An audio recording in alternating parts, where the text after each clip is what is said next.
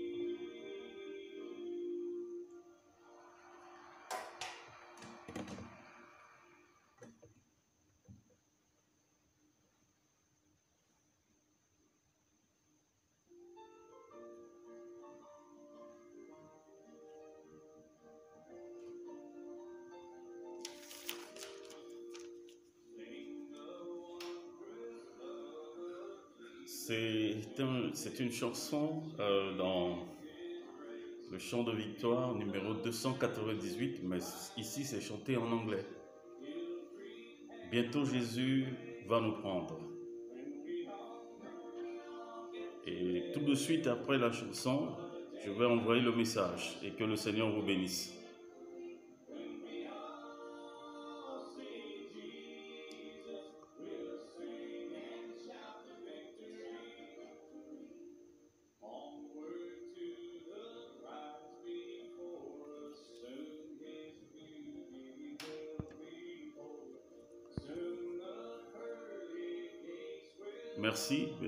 Merci frère Martial.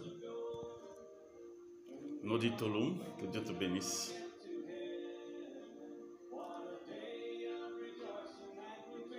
Certainement que c'est ton message.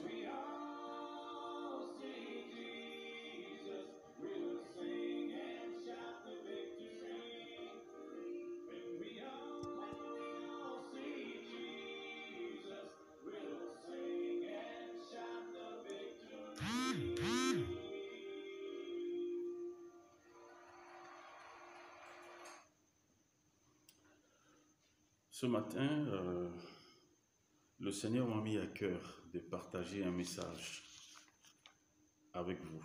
Et avant que je ne puisse envoyer le message, je vais vous inviter à prier avec moi au nom de Jésus-Christ. Seigneur, je veux bénir ton nom ce matin pour l'opportunité que tu me donnes d'envoyer ce message. Je prie afin que celui, celle ou ceux qui vont suivre directement ce message soient bénis. Et que Seigneur, tu te serves de ce message pour faire quelque chose dans la vie de ceux qui vont m'entendre maintenant au nom de Jésus de Nazareth. Je prie afin que tout esprit contraire à ta volonté qui s'opposerait à ce message soit neutralisé. Neutralisé dans le nom de Jésus. Bénis ta parole, bénis Seigneur les auditeurs, bénis ceux qui suivent maintenant, que ce soit au Togo, en Afrique, au Tchad, en Centrafrique, en France, partout dans le monde. Ceux qui sont en train d'entendre ce message, je les bénis au nom de Jésus de Nazareth. Merci de conduire ce moment de message et que Seigneur, toute la gloire te revienne et à Jésus notre Seigneur. Amen. Mes chers amis, le message que j'aimerais partager avec vous ce matin, c'est un message que j'ai partagé dans une église baptiste de Lomé ce matin. Et le thème du message, c'est traverser votre désert avec Dieu. Traverser votre désert avec Dieu. Évidemment, nous sommes à une période de Covid et c'est une longue période de traversée de désert. C'est un désert mondial, la Covid-19, où l'Église de Jésus-Christ est en marche dedans actuellement. L'Église de Jésus-Christ, à travers le monde, est en train de traverser un grand désert avec la Covid-19. Mais même en famille ou individuellement, ce désert covidal est aussi vécu en profondeur, que ce soit personnellement ou en famille. Nous sommes ensemble en train de traverser le désert avec la Covid. Mais j'aimerais poser une question pour savoir qu'en est-il pour toi pendant ce temps. J'aimerais aussi te partager un petit témoignage de mon désert, un de mes déserts. Parce que quand on est enfant de Dieu, nous avons plusieurs déserts devant nous à traverser avant de rentrer dans la gloire. Ce monde physique dans lequel nous traversons, c'est une succession de déserts. Mais dans cette traversée, le Seigneur est avec nous. vous allez garder le texte de Luc, chapitre 4, les versets 1 à 13, que je lirai tout à l'heure. Je vais continuer à donner le message, mais à arriver au centre du message, je vais lire le texte. Je n'aimerais pas lire le texte maintenant pour que vous perdiez de vue ce que je voulais dire. Dieu m'a fait grâce d'étudier dans un pays africain, au Sénégal et à Dakar. J'ai étudié à Dakar. Et quand j'étais parti étudier à Dakar, le gouvernement de notre pays m'a donné une bourse.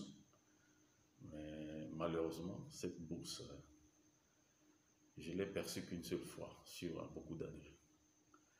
Entre-temps, c'était mon grand frère qui m'aidait. Il m'envoyait de l'argent pour payer ma chambre et puis pour subvenir à mes besoins. Et en partant à Dakar, à l'époque, quitter Bangui pour aller à Dakar, ce n'était pas aussi cher. C'était la belle époque avec Air Afrique. Donc j'ai pris Air Afrique pour m'envoler via Abidjan. C'était merveilleux. C'était merveilleux. Et voilà. Après les temps d'études terminés, le temps d'arriver et de rentrer au pays était arrivé. Mais il se trouve que mon frère avait des difficultés pour m'aider à payer mon billet de retour. Et après une longue réflexion, j'étais obligé de prendre une décision draconienne en tant qu'enfant de Dieu. Je dis, ok, je vais voyager par la foi. Je vais prendre le train de Dakar à Bamako. Et après de Bamako, je vais prendre un bus pour continuer sur Ouaga, et puis voilà. Kupela, je traverse pour aller au Niger, Niamey, Maradi, Zender, et puis arriver pour aller par le Tchad. Donc c'était la décision que je m'étais prise et j'ai prié. Et le Seigneur a pourvu d'une manière ou d'une autre pour que je puisse avoir un peu d'argent. Et l'argent que j'avais n'était pas suffisant d'aller jusqu'à destination parce que je devais faire une escale d'au moins une année au Tchad avant de descendre à Bangui. Donc j'avais trouvé de l'argent pour prendre le train de Dakar à Bamako. Mais permettez-moi. Alors, quand j'ai pris le train un matin, vous savez que le train qui dessert Dakar-Bamako, c'est un vieux train qui date de la période coloniale. Et le train laisse à désirer. Il faut tripoter tout le temps. Donc, nous avons circulé jusqu'à Kédougou et nous avons passé la nuit à Kédougou, qui est une ville vers le sud du Sénégal. Et dans ce train, on a fourré tout le monde, des êtres humains, des moutons, des bœufs, les animaux domestiques de tout genre. On est tous mélangés dans des wagons avec des animaux. Et les conditions de voyage n'étaient pas décentes. Mais bon, on fait avec. C'était comme ça. Donc le matin, quand on devait quitter Kédougou pour partir à Kaï et descendre à Bamako, le wagon était déjà en marche. Et voilà. Sauf qu'il peut, parce que dès que le train est en marche, c'est fini. Il ne s'arrête plus. Et si tu es dehors, tu vas te débrouiller à sauter par la fenêtre pour entrer ou bien pour rentrer par la porte. Et à cette époque, je n'avais pas la taille que j'ai aujourd'hui. J'étais svelte, j'étais ringringalais. Alors, sauf qu'il peut. Et heureusement que mes sacs étaient déjà dans le wagon où j'étais. Donc j'ai couru comme tout le monde. Il fallait voir comment les gens se battaient pour rentrer. C'était horrible. Mais finalement, j'ai réussi à monter par une fenêtre. Nous sommes arrivés à Bamako. Le long du voyage de Bamako, je suis arrivé à Bobo Dioulasso, à Ouaga. Ça, c'est une histoire des jours. Et après, cap sur Niger. Nous sommes arrivés à Niamey quelques jours après. Et de Niamey, je prenais le bus de Niamey pour aller à Maradi Zender. Des bus confortables quand nous sommes arrivés à Zender. Mais maintenant de Zender pour aller à Difa, pour ceux qui connaissent le tronçon, je vous explique. Alors j'ai pris des taxibus pour aller maintenant à la frontière du Niger et le Tchad qui est à Difa et Gigmi. Gigmi, c'est la dernière ville du Niger pour rentrer au Tchad. Donc, c'est une longue traversée du désert. C'est à partir de Zender que j'ai expérimenté le vrai désert physique. Mais vous savez, je vais vous dire une chose. Quand on traverse le désert, on ne demande pas de l'eau à celui qui est à côté de nous. Il faut avoir sa réserve d'eau pour soi. Quand on traverse le désert, on ne demande pas à manger à celui qui est à côté de nous. On est censé avoir notre réserve de nourriture et notre réserve d'eau, ce que moi je ne savais pas. Donc, entre Zender pour arriver à Difa, une traversée longue du désert, c'est là où j'ai vu les montagnes de sable horribles et avec une chaleur à plus de 110 degrés. J'avais extrêmement soif, je ne savais pas. Je voyais des gens avec des gourdes, je voyais des dames avec des calebasses, les grosses calebasses, qu'elles mettaient de l'eau, tout ça. Et j'avais demandé à une dame Peul qui était en face de moi. Elle était en train de désaltérer son enfant. Je lui ai demandé, pourriez-vous me donner un peu d'eau à boire?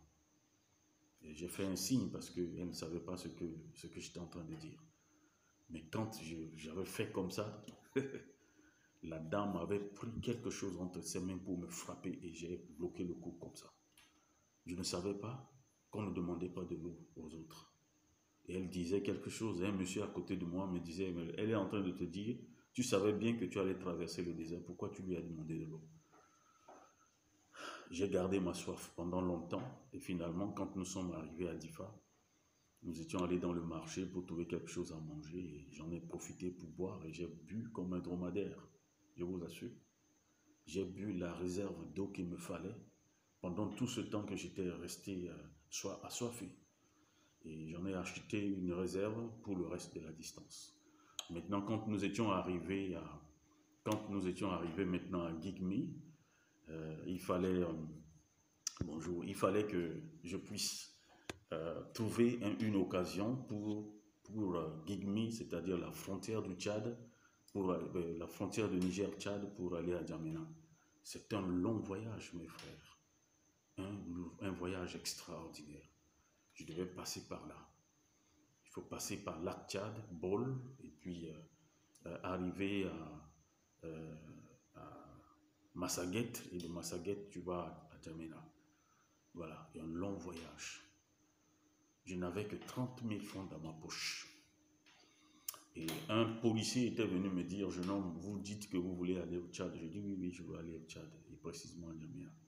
Il a dit, mais écoute, il y a un colonel de l'armée tchadienne qui est en train de chercher quelqu'un pour l'accompagner parce que c'est un marchand de voitures. Il est venu à Cotonou, il a acheté une voiture et une voiture Prado.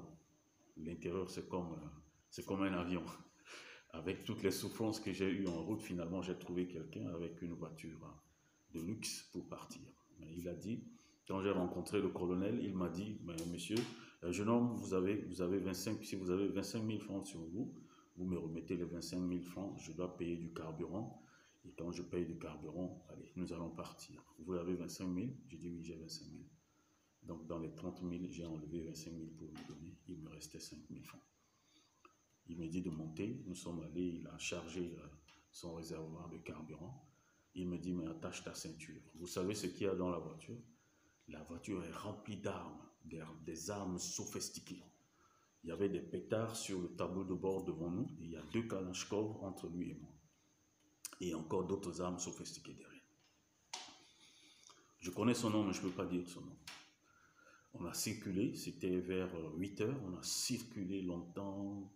Et vers 18 heures, à l'approche de 18 heures, nous sommes arrivés dans un endroit profondément désertique avant d'arriver à Bol, au lac Tchad.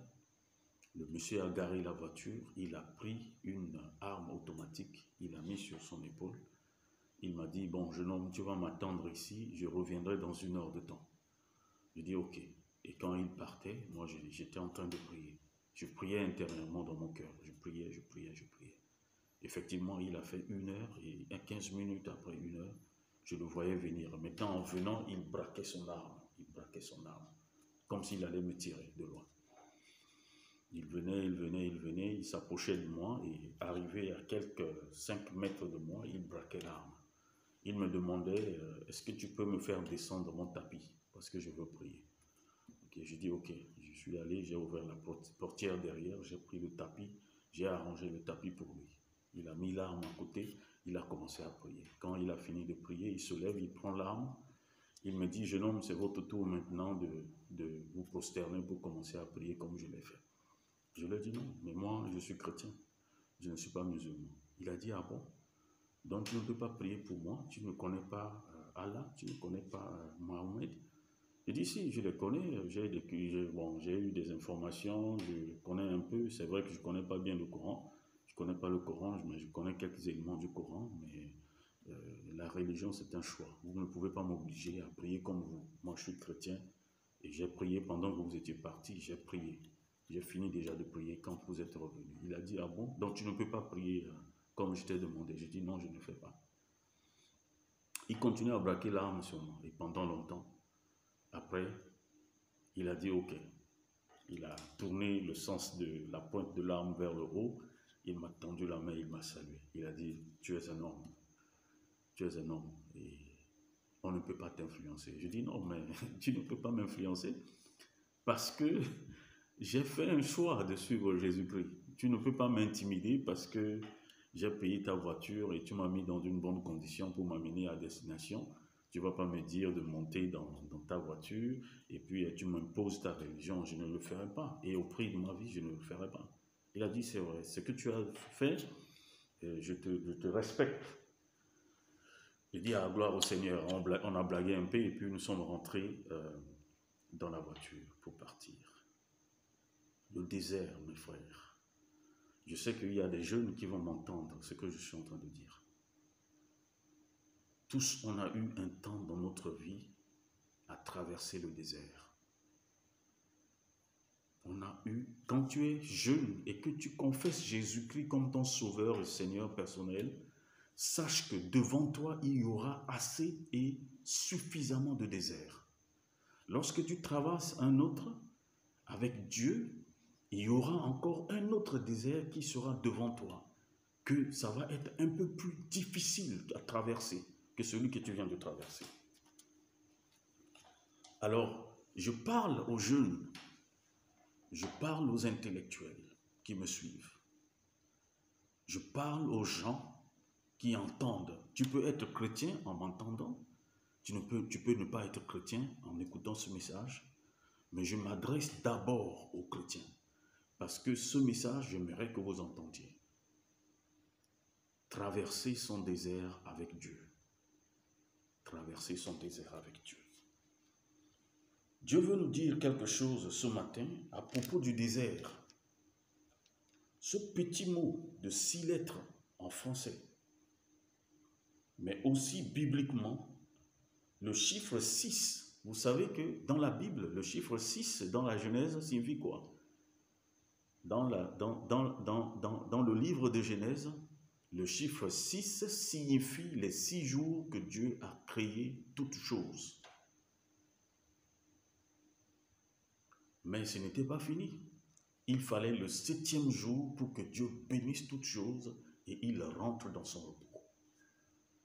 Ça a une autre signification dans la Genèse, mais quand tu vas dans l'Apocalypse, le chiffre 6 signifie autre chose. Le chiffre 6 dans l'Apocalypse, c'est-à-dire à la fin, c'est l'imperfection de l'œuvre humaine.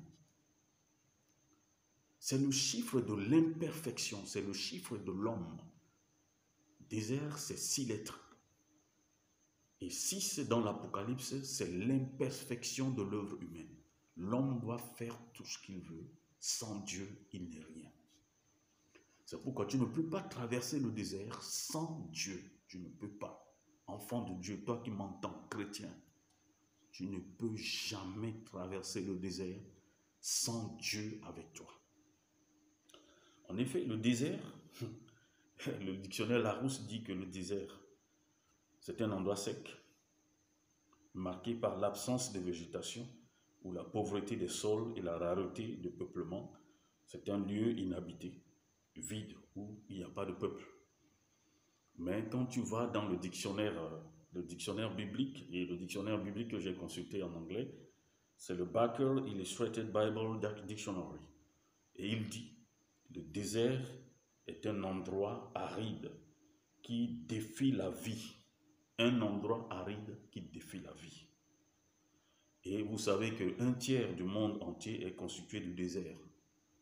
Okay? Les 6 continents complets, le désert occupe un tiers des terres dans le monde. La Bible mentionne plusieurs sortes de déserts. Job a traversé le désert. Jérémie a traversé le désert. Malachie a traversé le désert. Vous allez lire ça dans Job 24, 5, dans Jérémie 48, le verset 6, dans Malachie 1, le verset 3, dans Lamentation 4, le verset 3, dans les Psaumes, David a traversé le désert, Psaume 102, verset 7, Ésaïe 30, verset 6. C'est aussi la demeure des démons. Spirituellement, le désert signifie aussi un endroit de solitude, un endroit isolé, un endroit de chaleur, mais c'est aussi la demeure des démons, le désert. C'est un endroit où notre pensée est confrontée à des moments très difficiles, où si nous ne faisons pas attention, nous nous écartons de la voie de Dieu. Alors j'aimerais vous dire ceci. Jésus même a traversé le désert. Qui es-tu? Tu es enfant de Dieu, mais tu penses que tu ne peux pas traverser le désert. Tu vas toujours marcher dans de bonnes conditions, tu vas toujours vivre dans les bonnes conditions. Non. Quand on est enfant de Dieu, on s'apprête à traverser le désert. Jean-Baptiste habitait dans le désert. Voyez. Quand vous lisez dans Matthieu 3, le verset 4. Il se nourrissait des criquets, il se nourrissait du miel. Pourquoi? Parce qu'il n'y avait pas de la nourriture dans le désert. Il n'y avait pas de champ, il n'y avait pas un endroit pour cultiver dans le désert de Juda. Donc, Jean, dans sa communauté des Nazaréens, ils sont obligés de manger les criquets et de manger, les sauterelles, parce qu'il n'y a rien à manger. Et ils mangeaient le miel qui sont dans les rochers. Parce que l'endroit est désertique. Jésus même est allé dans le désert, c'est le texte que nous allons lire. Paul, après avoir rencontré le Seigneur sur le chemin de Damas, a traversé le désert d'Arabie. Si le désert est un endroit physique, réellement, spirituellement, il est un endroit aride. Le désert est un endroit aride dans lequel notre âme et notre esprit est ressourcé par le Saint-Esprit qui est la source d'eau vive que nous rencontrons dans notre pensée et dans notre esprit. Et la parole de Dieu constitue la nourriture que nous devons manger spirituellement pour traverser le désert de notre âme et de notre esprit, le désert de notre pensée. Bien-aimé, traverse ton désert avec Dieu. Traverse ton désert avec Dieu. Le peuple d'Israël dans le désert, vous voyez, je vais vous énumérer trois éléments, 3 sortes de déserts. Dans un premier temps, le plus grand désert que la Bible nous montre, c'est la traversée des enfants d'Israël lorsque Dieu a appelé Moïse pour conduire le peuple hors d'Égypte. Alors, vous allez lire dans Exode chapitre 14, vous allez lire tout, jusqu'à Nombre 21, vous allez voir la suite de l'Exode et la traversée du désert. Le peuple d'Israël dans le désert, qu'est-ce qui s'est passé? Le peuple a murmuré. Pourtant, le peuple n'avait pas assez de force pour combattre les peuples qui étaient devant eux. Mais le Seigneur combattait pour eux. C'est pourquoi Moïse a dit dans Nombre 24, le verset 24, « L'Éternel combattra pour nous, et nous gardons le silence. Et vous gardez le silence. » Lorsque tu traverses le désert, le combat est rude et difficile. Mais celui qui va combattre pour toi dans le désert, c'est le Seigneur Jésus-Christ lui-même. C'est Dieu lui-même. C'est le Saint-Esprit qui va combattre pour toi dans ton désert. Je ne sais pas quel désert tu es en train de traverser. Mais le Seigneur est en train de te dire, traverse ton désert en comptant sur lui. Ne traverse pas ton désert en rentrant dans la solitude de ta pensée et de ton esprit. Mais traverse ton désert en comptant sur le Seigneur. Donc le peuple murmurait. Il y avait des miracles dans le désert. Mais le peuple murmurait. Il y avait les cailles, il y avait les sauterelles. Il y avait aussi les serpents brûlants. Il y avait aussi la manne. Ok. Dans le désert, le Seigneur nous donne que des miracles essentiels. Vous comprenez? Je répète, quand tu traverses le désert, ne t'attends pas à des grands miracles. Mais quand tu traverses le désert, contente-toi à ce qui est essentiel que le Seigneur mettra devant toi. Et c'est ce qui est essentiel que le Seigneur te donnera jusqu'à la fin. Si tu persévères dans la foi, alors quand tu arriveras à la fin de ton désert, le Seigneur te fera entrer dans ta période de gloire. Écoute-moi très bien. Traverse ton désert en comptant sur le Seigneur et avoir ce qui est essentiel pour ta vie. Le peuple, les enfants d'Israël, ils ont vu des miracles que le Seigneur a fait. Ils ont vu des mystères de Dieu dans le désert. Ils ont vu comment Dieu a fait intervenir la manne qui descendait du ciel. Mais malgré toutes ces choses, ils doutaient de Dieu. Ils étaient remplis d'incrédulité. Et c'est ce que les chrétiens sont aujourd'hui. Nous sommes remplis d'incrédulité.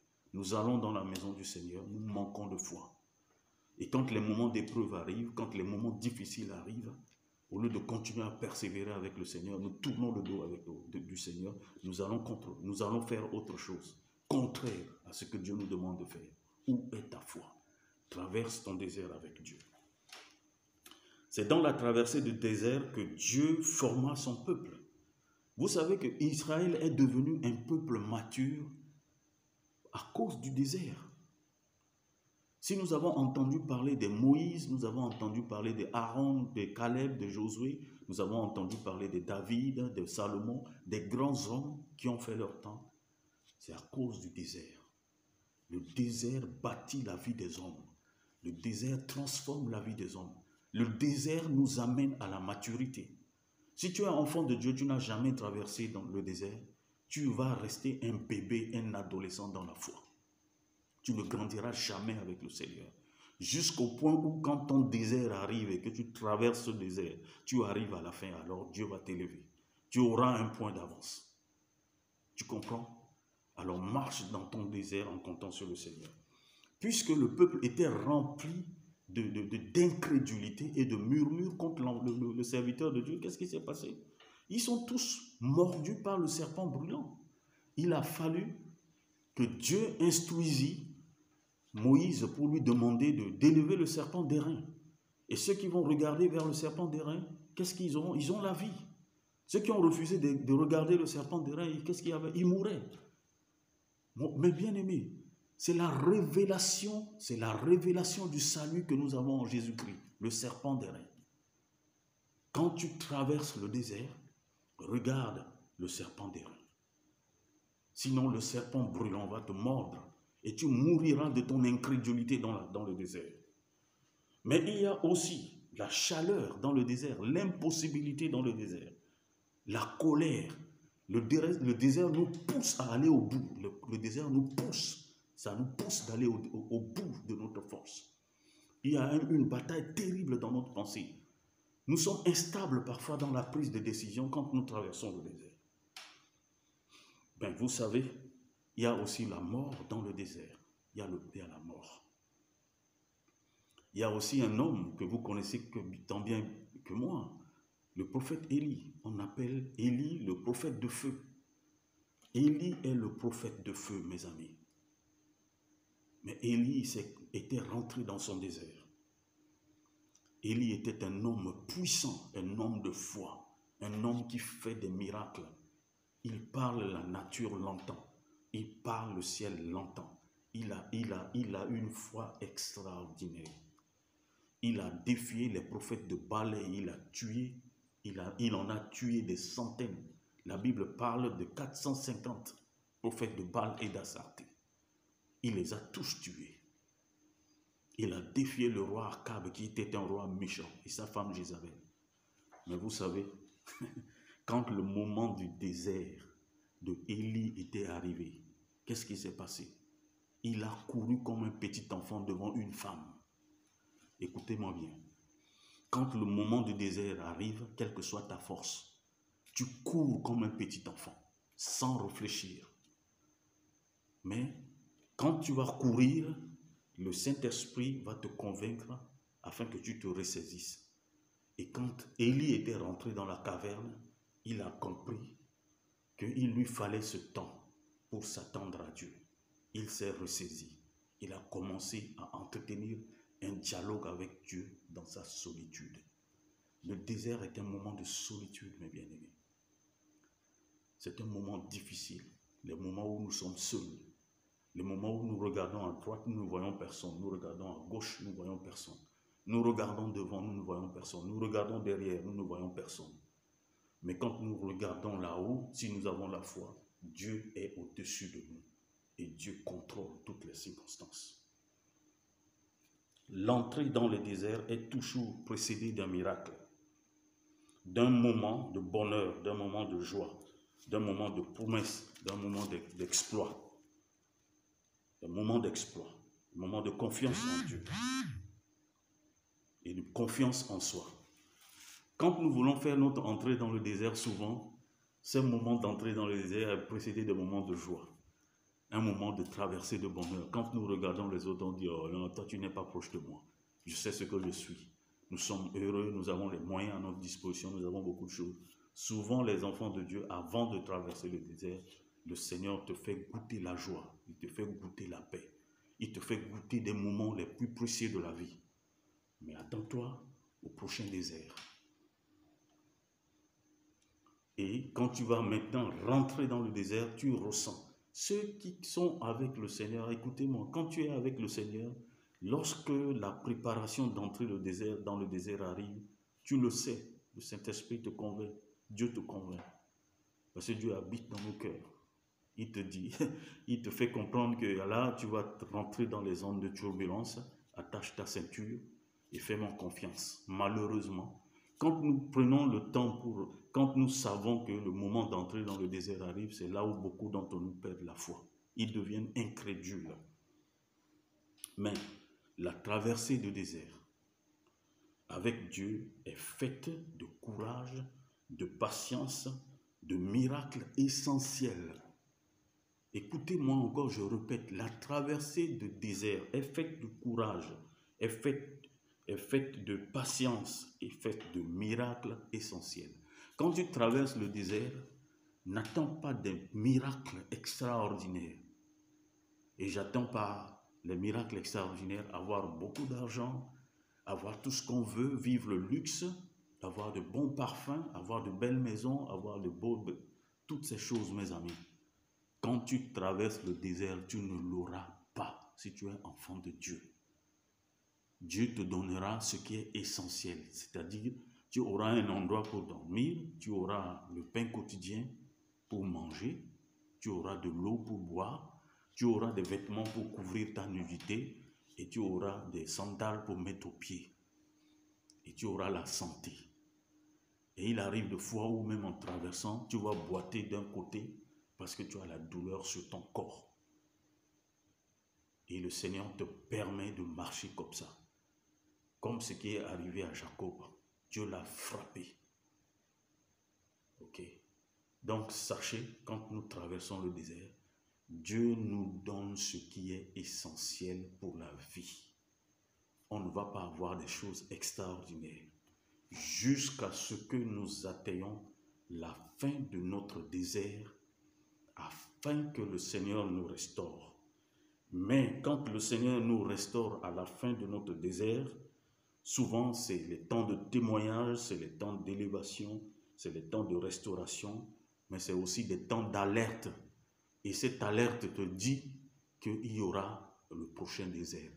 Prépare-toi au prochain désert. lorsque tu arrives au temps de restauration, prépare-toi au prochain désert. Le Seigneur Jésus-Christ dans le désert, où je vais parler aussi de David, mais je n'aurai pas assez de temps. Vous connaissez l'histoire de David. Vous avez vu combien de déserts David a traversé. Quand il avait tué Goliath, il était rentré dans une période tumultueuse de sa vie pendant au moins 13 ans avant d'être établi roi. Il a couru dans la brousse. Il est rentré dans les cavernes. Il allait dans des pays où on devait le vendre, on devait le trahir pour le tuer. Mais Dieu l'a protégé. Mais quand il était installé comme roi. Un de ses premiers déserts, c'est son péché avec Bathsheba. Il a tué Uri. Un autre désert. Et ensuite, quand Absalom, son fils, s'est révolté, il est rentré dans un autre profond désert. Vous voyez? Mais David n'a pas perdu la foi. Il est resté fidèle à Dieu. Le Seigneur, le séjour désertique de Jésus-Christ. Et j'aimerais dire à cette partie, c'est le séjour désertique de Jésus-Christ, notre Seigneur. Et c'est pourquoi je vous invite à lire avec moi dans Luc chapitre 4, les versets 1 à 13. Luc chapitre 4. Luc 4, versets 1 à 13. Si tu as trouvé le texte, moi, je vais faire la lecture. Luc chapitre 4, versets 1 à 13. Luc chapitre 4, versets 1 à 13. Écoutez ce que la Bible dit. Jésus, rempli du Saint-Esprit, revint du Jourdain et il fut conduit par l'Esprit dans le désert, où il fut tenté par le diable pendant 40 jours. Il ne mangea rien durant ces jours-là. Et après qu'il fut écouté, il eut faim. Le diable lui dit, « Si tu es fils de Dieu, ordonne à cette pierre qu'elle devienne du pain. » Jésus lui répondit, « Il est écrit, l'homme ne vivra point de pain seulement. » Le diable, l'ayant élevé, lui montra en un instant tous les royaumes de la terre et lui dit, « Je te donnerai toute cette puissance et la gloire de ces royaumes, car elle m'a été donnée, et je te la donne, et je la donne à qui je veux. Si donc tu te prosternes devant moi, elle sera toute à toi. » Jésus lui répondit, « Il est écrit, tu adoreras le Seigneur ton Dieu, et tu le serviras lui seul. » Le diable le conduisit encore à Jérusalem, le plaça sur le haut du temple et lui dit, « Si tu es fils de Dieu, jette-toi d'ici en bas, car il est écrit, il donnera des ordres à ses anges à ton sujet, afin qu'ils te gardent, et ils te porteront sur les mains, de peur que ton pied ne heurte contre une pierre. » Jésus lui répondit, « Il est dit, tu ne tenteras point le Seigneur ton Dieu. » Après l'avoir tenté de toutes ses manières, le diable s'éloigna de lui jusqu'à un moment favorable. Le diable s'éloigna de lui jusqu'à un moment favorable. Parole du Seigneur. Il n'est pas dit que le diable s'est éloigné de lui définitivement, mais le diable s'est éloigné de lui jusqu'à une autre occasion favorable. Comment est-ce que vous pouvez comprendre que Jésus, le Fils de Dieu, notre Seigneur et notre Sauveur, le diable ne s'est jamais éloigné de lui? Il attend toujours des occasions favorables pour l'atteindre. Et là où il ne s'en est pas sorti, c'est l'occasion où Judas l'a trahi, qu'il a amené à la croix. Mais le diable, il s'est trompé lui-même parce qu'il croyait que Jésus va rester dans le tombeau, n'ayant aucun péché en lui, étant parfait, étant juste, étant fidèle, étant obéissant, étant soumis à l'autorité de son Père. Qu'est-ce qui est arrivé? La mort ne l'a pas retenu. Il est revenu à la vie. Il est allé au ciel. Il vit au siècle des siècles. Et c'est en lui que nous espérons. Voilà. Jésus a réussi à triompher du diable. Mais quand tu vis encore sur cette terre, mon frère et ma sœur, sache que aujourd'hui tu vas remporter la victoire Mais sache qu'un autre combat est devant toi. Un autre désert est devant toi. Jusqu'à ce que nous soyons enlevés, nous traverserons des moments difficiles. Je ne suis pas de ce genre de pasteur. Je ne suis pas ce genre de missionnaire. Je ne suis pas ce genre d'évangéliste qui te dit que la vie est rose partout. Et quand on est un enfant de Dieu, on ne va jamais traverser le désert. C'est du mensonge du diable. C'est le pire mensonge du diable. Notre vie est parsemée d'embûches, mais le Seigneur nous donne son esprit et sa parole, afin que nous marchions fidèlement avec lui. Et c'est à la fin que nous aurons la joie. Ce monde dans lequel il y aura toujours la maladie, il y aura toujours la souffrance, il y aura toujours des moments difficiles. Que personne ne te trompe. Tu peux avoir des voitures. Vous croyez que les gens qui ont des voitures, qui ont des maisons, qui ont de belles choses, ils ne souffrent pas? Ils souffrent plus que ceux qui n'ont rien. Parce que leur vie est attachée à ce qu'ils ont. Alors la Bible dit que notre vie ne dépend pas de ce que nous possédons. Notre vie dépend de la foi que nous mettons en Dieu. Alors, dites-moi, mes bien-aimés, vous qui m'entendez, si tu es en train de m'entendre en direct maintenant, c'est que ce message t'est adressé. Mais tous ceux qui m'entendront après, vous allez savoir que ce message, c'est destiné à vous également.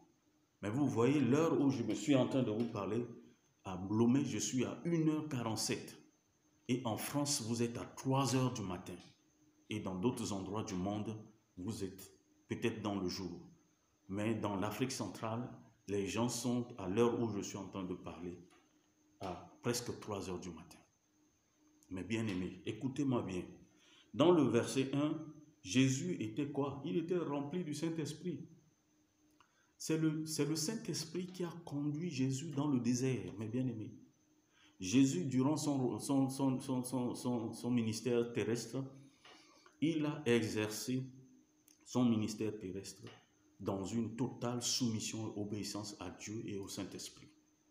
Donc, c'est le Saint-Esprit qui a conduit Jésus dans le désert. Mais aujourd'hui, quand un enfant de Dieu rentre dans le désert, il dit que non, c'est le diable qui m'a mis dans cette situation. C'est faux. Quand tu vis correctement dans une marche d'obéissance et de soumission à Dieu, sache que le diable ne peut pas troubler ta vie. Le diable ne peut pas troubler ta pensée. Tu vas forcément rentrer dans ton désert avec Dieu, avec toi. Jésus est rentré dans le désert avec Dieu. Il n'est pas rentré avec le diable. C'est quand il est rentré dans le désert là-bas qu'il est allé faire face à face avec le diable.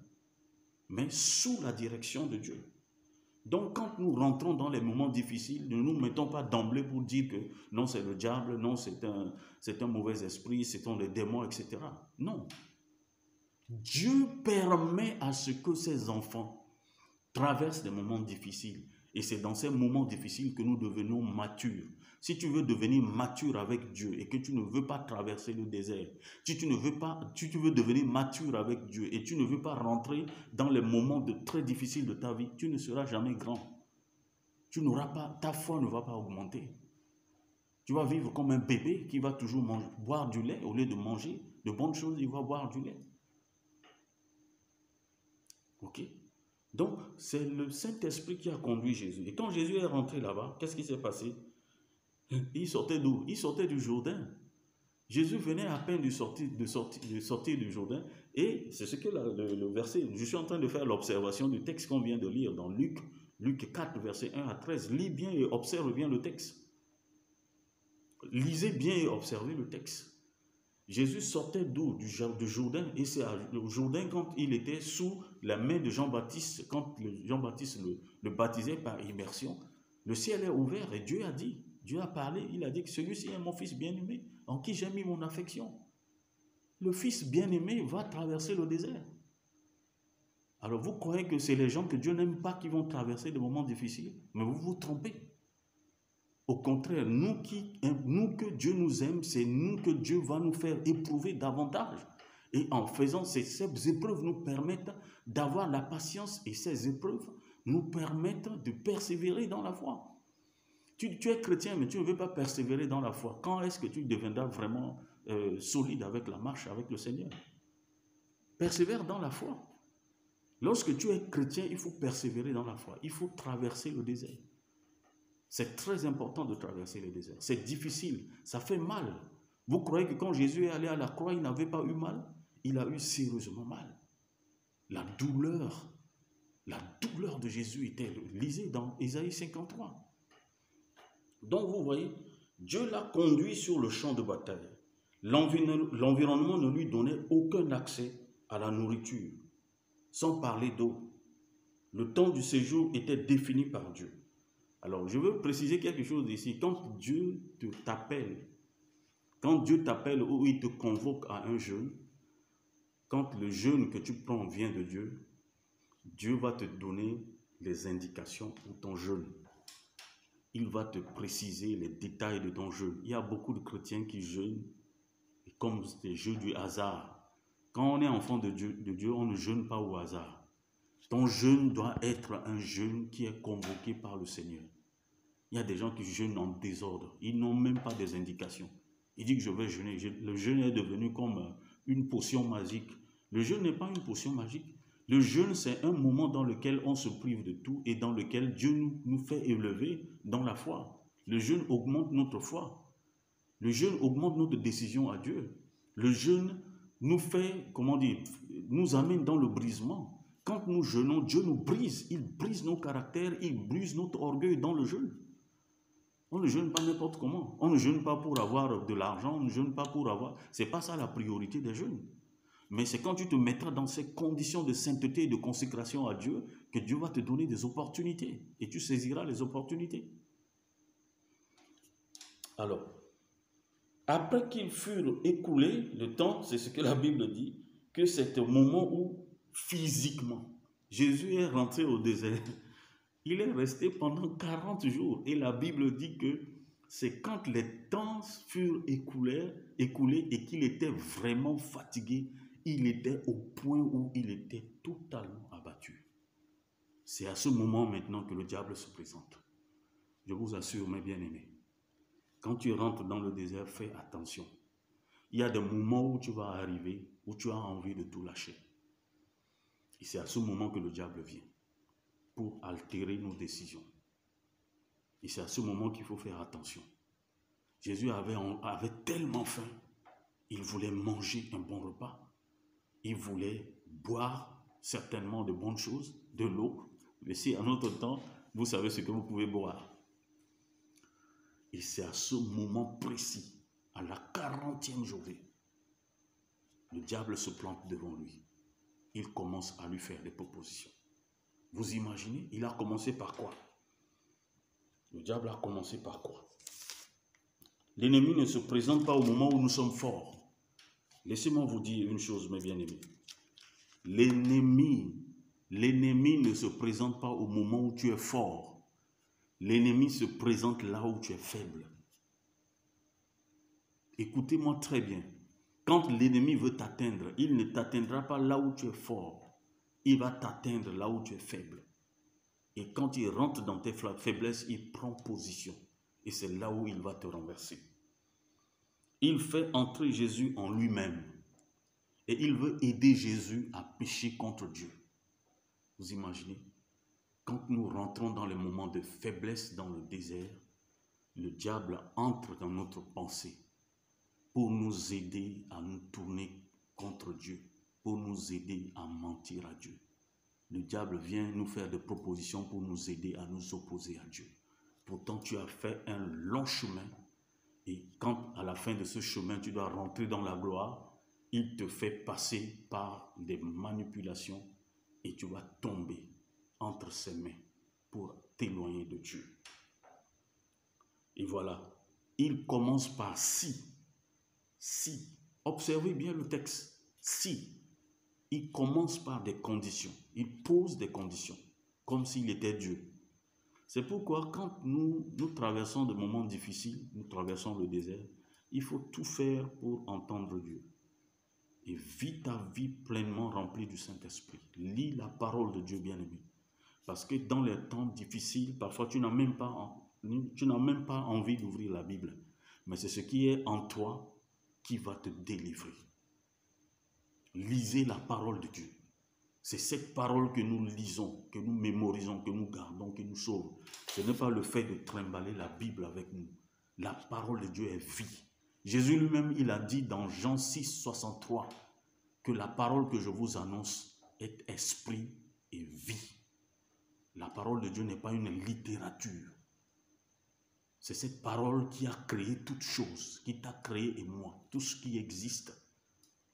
Ce n'est pas la parole que ces choses sont créées par notre Dieu. Dieu n'a pas une usine de fabrication. L'usine de fabrication de Dieu, c'est sa parole qui a une autorité, qui a le pouvoir. Sa parole dans laquelle est remplie des miracles. Les semences de ce que nous mangeons aujourd'hui, c'est les paroles de Dieu, mes amis. Ne blaguons pas avec la parole de Dieu. Vous savez, lorsque nous sommes dans les temps de faiblesse, la première tentation que le diable met devant nous, c'est des tentations des besoins essentiels. Des besoins essentiels. Manger, boire, bien dormir, etc. Et manger de bonnes choses. C'est pourquoi le diable est venu ici. Il a demandé à Jésus de transformer la pierre en pain. Il sait très bien que Jésus pouvait le faire. Mais sous quelle autorité? Jésus pouvait le faire, mais sous quelle autorité? Est-ce que c'est le diable qui doit demander à Jésus de faire le miracle? C'est la même chose que le diable fait aux serviteurs de Dieu aujourd'hui. Beaucoup de gens se mettent sous l'influence du diable pour faire des miracles. Et nous croyons à ces choses, ces mensonges. C'est vrai, Jésus peut transformer des pierres en pain. C'est ce qu'il a fait plus tard. Le diable a vu. Mais c'est pas... Ça dit, il y a certaines choses que nous devons faire, mais sous quelle autorité nous devons le faire? En tant qu'enfant de Dieu, quand tu veux poser un acte, sous quelle autorité tu fais?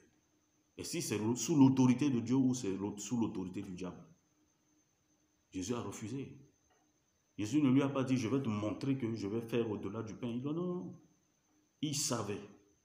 Et ne pensez pas que c'était un combat physique, parce que le diable est esprit. Dieu est esprit. Le diable aussi est esprit. Donc la bataille du combat n'était pas physique dehors, c'était dans la pensée. La bataille était au niveau de la pensée.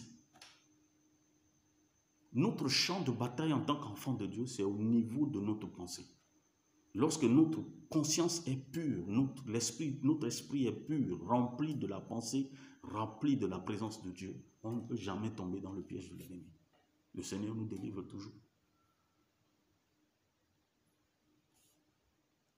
Il veut aider Jésus à se remettre en cause lui-même. Il veut le fragiliser au niveau de la pensée, à faire un miracle qui n'est pas de la volonté de Dieu. Il veut rendre Jésus orgueilleux. Il sait qu'il est orgueilleux, il veut rendre Jésus orgueilleux. C'est ce que beaucoup de gens font aujourd'hui. Beaucoup de soi-disant serviteurs de Dieu font aujourd'hui. Ils remplacent Dieu. Ils disent tout à la place de Dieu. Vous voyez? Parfois, Dieu ne leur donne pas l'autorité de faire quelque chose et ils le font. Ils disent qu'ils ont le plein pouvoir de le faire. Jésus, qui est même le Fils de Dieu, il n'a pas fait certaines choses sans l'autorité de son Père.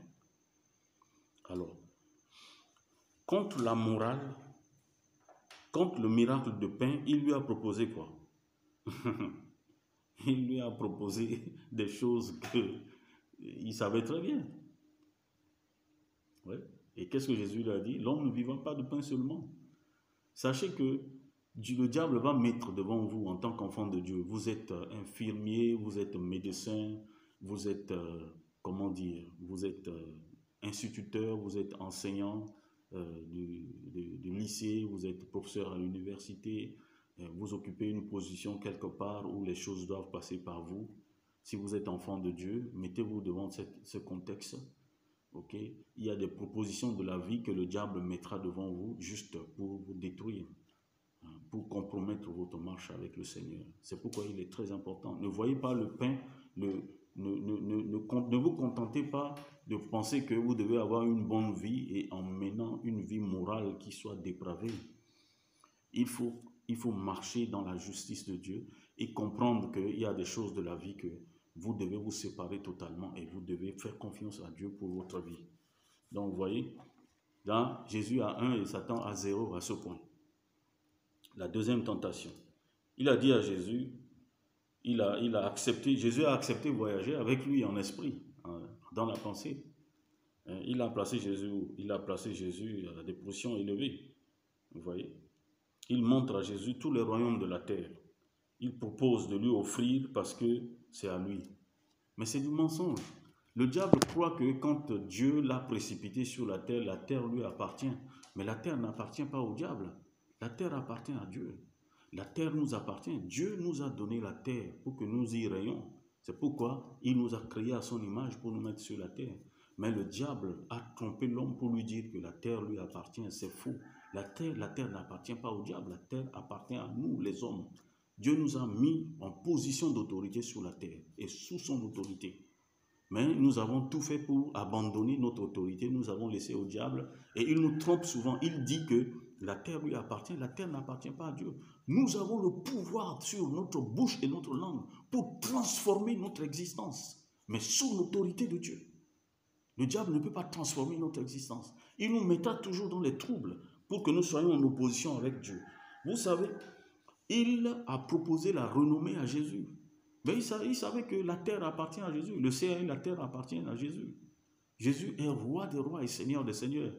Mais vous voyez, le mensonge du diable est tellement élevé, mes bien-aimés. Faites très attention dans toutes les situations que vous traversez dans la vie. Jésus ne s'est pas laissé influencer par les belles propositions du diable.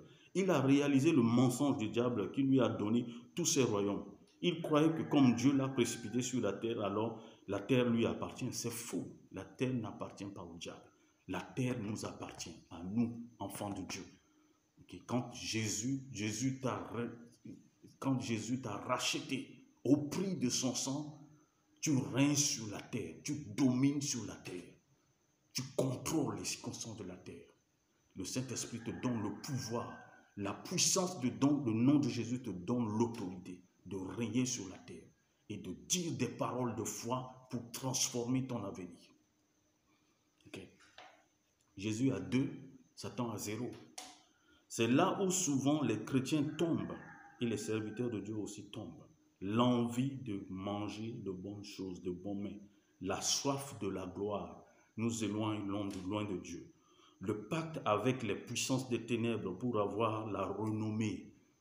La renommée, c'est quoi? On nous enterre avec la renommée. Nous avons entendu des rois puissants qui sont partis. Même chez nous, nous avons entendu parler de Bokassa. Bokassa était puissant. Il est parti. Bokassa est parti. Il y a d'autres puissants chez nous qui sont aussi partis. Dans le monde, les puissants, ils sont partis. Même le petit là, en Corée du Nord, là, qui fait trembler même le président américain, il partira. Il partira. Troisième tentation. Jésus accepte, vous voyez, quand Dieu a remis Jésus, a laissé Jésus dans le désert, qu'est-ce que Dieu a fait? C'est le diable qui l'oriente, qui le fait marcher. Dieu permet à ce que nous marchions tous les jours en compagnie des puissances des ténèbres. Sachez que le diable est un esprit, mes bien-aimés. Il sera toujours là, à côté de nous. Mais la puissance de Dieu en nous l'oblige à ne rien faire. Il perd son temps. Dieu a laissé son fils marcher avec lui, mais il ne s'est jamais laissé sous l'autorité du diable de l'influencer. Jésus a accepté encore d'être conduit par le diable sans qu'il l'accepte de faire ce qu'il veut. Il plaça en haut du temple. Il pousse psychologiquement Jésus à lui prouver qu'il a le pouvoir. C'est vrai. Jésus est Dieu. Il avait le pouvoir de sauter du haut du temple pour tomber. Mais il ne peut, sous quelle autorité il va le faire?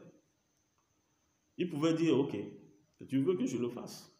Les anges sont mes serviteurs. Nous aussi, les anges sont nos serviteurs. Mais sous quelle autorité? Jésus a refusé. Il savait très bien que Jésus allait faire. Voilà, les propositions du diable sont méticuleuses. Les propositions du diable sont rusées. Rusées, mes bien-aimés. La traversée du désert. Traverse ton désert avec Dieu. Jésus lui a dit que la hauteur, tu ne peux pas me tromper pour arriver à ce point.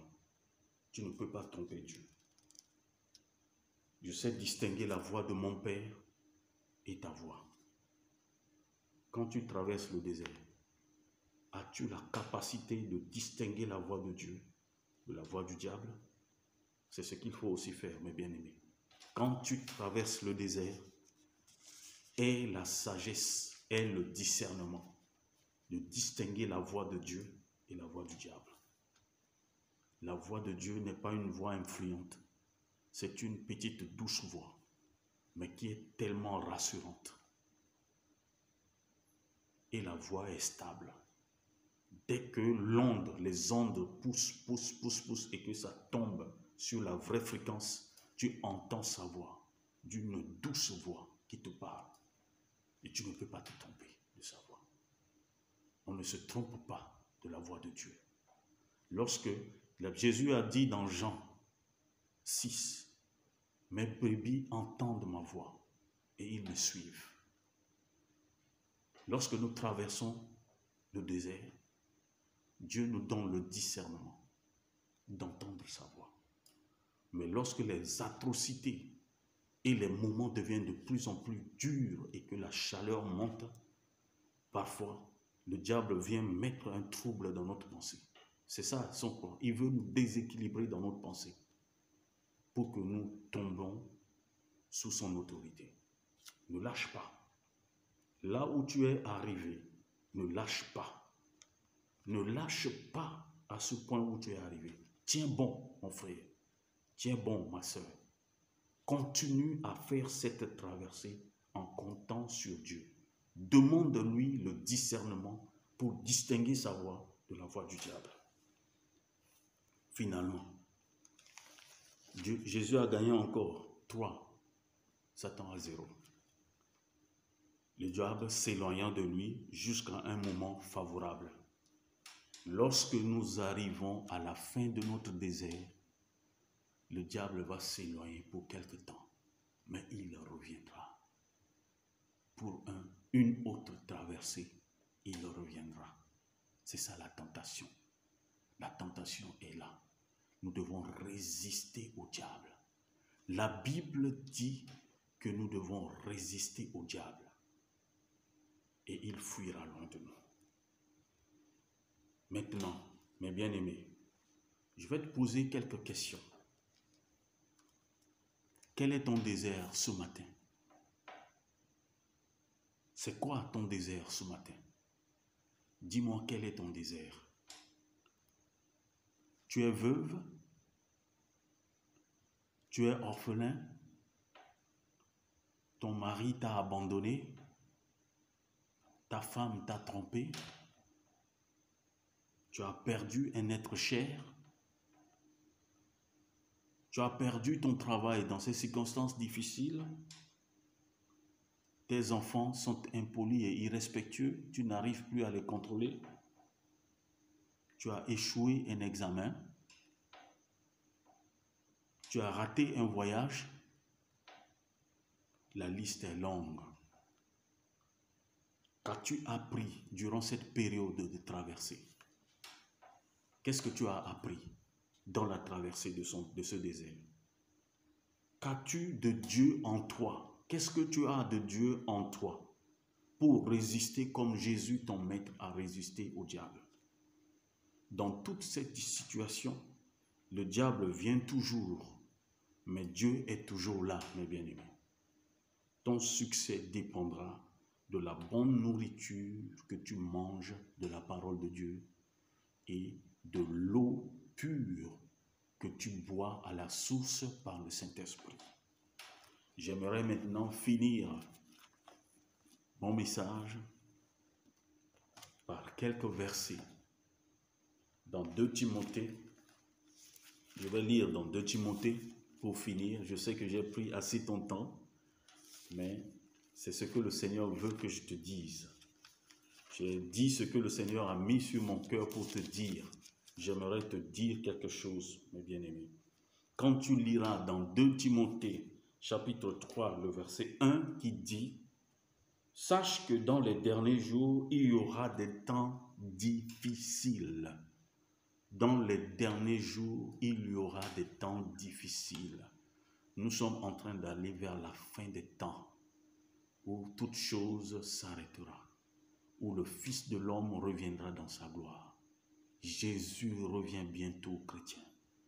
Sois éveillé, ne te laisse pas tromper par les plaisirs du monde. Ne te laisse pas tromper par l'hédonisme, l'égoïsme, le matérialisme. Mais accroche-toi au Seigneur. Accroche-toi au miracle essentiel de Dieu qui consiste à te donner ce qui est essentiel, le contentement. Ne sois pas assoiffé du monde pour rater le royaume de Dieu. Jésus revient bientôt, mes bien-aimés. Résistez au diable. Sachez quand vous rentrez dans le désert. Et les temps seront difficiles. Je vous assure que je ressens une pesanteur sur ma tête depuis quelque temps. Et je sais que nous sommes en train de rentrer dans des moments les plus difficiles de la vie. Le monde est en train de basculer dans un autre système. Le diable veut nous forclore. Le diable veut nous mettre dans des circonstances difficiles, des compromissions partout. Ne cède pas. Espère en Dieu. Dieu ne va jamais nous abandonner. Le monde n'est pas sous le contrôle du diable. Le monde n'est pas sous le contrôle des hommes qui vivent avec le diable. Le monde est sous le contrôle de notre Dieu. Et la Bible dit dans Psaume 95, le verset 4, à l'Éternel, il tient le monde et les profondeurs de la terre entre ses mains. Dieu tient les profondeurs de la terre entre ses mains. Les gens peuvent décider tout ce qu'ils veulent. Ils peuvent raconter ce qu'ils veulent. Ils peuvent tout faire. Ils peuvent nous donner des vaccins obligatoires. Ils peuvent nous empêcher. Mais le monde reste sous le contrôle de notre Dieu, de notre Seigneur. Jésus est Seigneur. Il n'y a pas un endroit au monde où Dieu ne contrôle pas. Dieu contrôle toutes choses. Rassurez-vous de la confiance en Dieu. Rassurez-vous de ce que Dieu ne va jamais vous abandonner dans votre désert. Mais sachez discerner sa voix, distinguer sa voix, lui obéir, vous soumettre à lui. C'est ce que le Seigneur te demande. C'est ce que le Seigneur te demande ce matin. Le Seigneur te demande ça ce matin. Bien-aimé, le Seigneur te demande ça ce matin. Le Seigneur te demande. Je vais faire écouter une chanson. Je vais faire écouter une chanson maintenant. Et je vais lire encore un autre texte de la parole de Dieu pour te fortifier. À la suite, il dit, « Car les hommes seront égoïstes, amis de l'argent, fanfarons, hautains, blasphémateurs, rebelles à leurs parents, ingrats, irréligieux, insensibles, déloyaux, calomniateurs, intempérants, cruels, ennemis de gens de bien, traîtres, emportés, enflés d'orgueil, aimant le plaisir plus que Dieu, ayant l'apparence de la piété, mais reniant ce qui en fait la force. Éloigne-toi de ces hommes-là. Si dans cette liste que je viens de citer, tu vois qu'il y a quelqu'un qui est proche de toi et qui présente ses caractères et ses caractéristiques, éloigne-toi de ces gens, mes bien-aimés.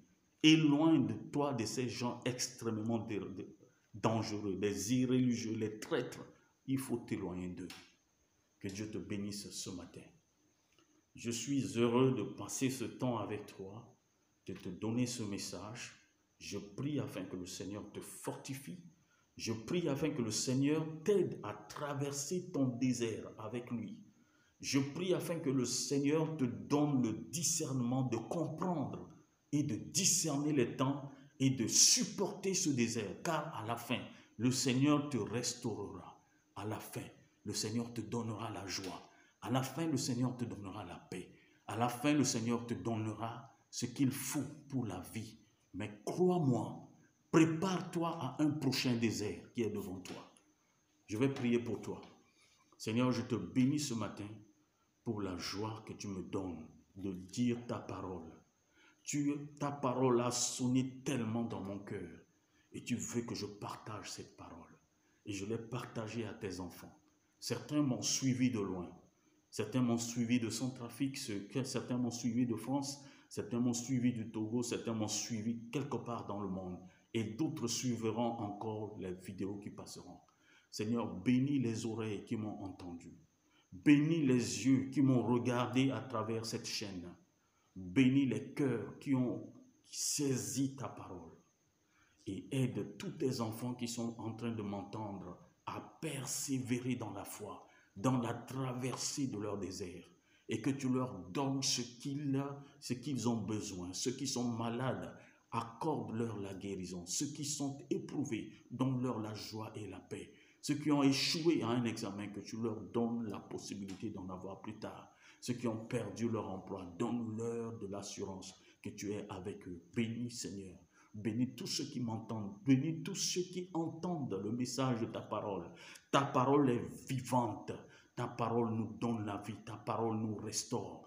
Ta parole nous rend forts. Ta parole nous rend capables. Ta parole fait des miracles dans nos vies. Seigneur, je te bénis et je bénis tous ceux qui m'entendent. Dans le seul nom de Jésus-Christ, notre Sauveur et Seigneur. C'est lui qui revient bientôt. Amen. Soyez bénis. Soyez bénis. Que Dieu vous bénisse.